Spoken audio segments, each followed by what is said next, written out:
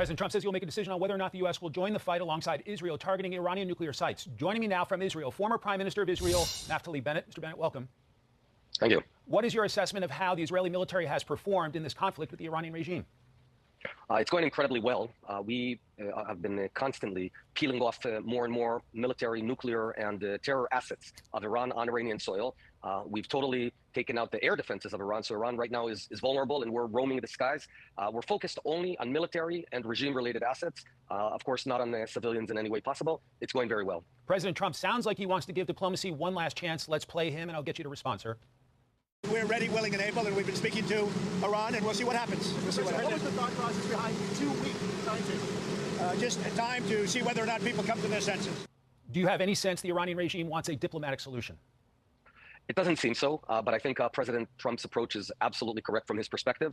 He's exhausting the negotiation approach, and Iran would have to give up its nuclear ambitions, its ballistic missiles ambitions, and stop fomenting terror in the area, and just go and become a regular country that doesn't look to terrorize the world. That, in essence, would be a fundamental change of the Islamic Republic of Iran, whose very modus operandi, or I would say raison d'etre, is to turn the world into a big Islamic republic. So it's very tough for them to give up on that. We know the U.S. B-2 stealth bombers are on the move from Missouri to Guam. We also know President Trump is coming back to the White House for a meeting with his national security team later today. Your reaction to the latest developments on that front? Well, I think Iran has been a very fierce terror enemy to the United States. It kidnapped and hijacked the embassy in '79. It killed many Marines in 1982. It killed Americans across the world throughout the decades.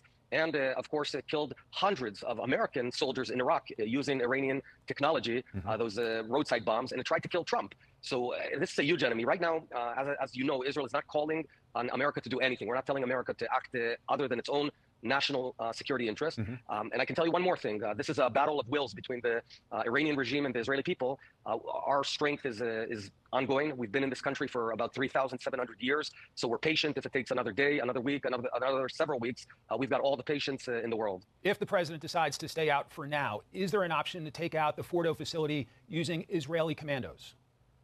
I don't want to get into operational plans. I will say that as the war progresses, new opportunities present themselves, and certainly I'm not going to give any detail on that. Fair enough. Okay, your Prime Minister Netanyahu has said the fall of the Iranian regime is not the goal, but could be a result. Can there be peace with Ayatollah Khamenei still in charge?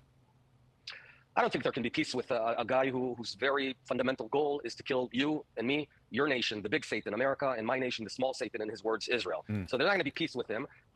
But as you correctly stated, this is not one of our goals, a regime change. If it would happen, we'd all be thrilled. It would be a wonderful thing, but it's not an explicit goal of this operation. Israel's Iron Dome defense system has been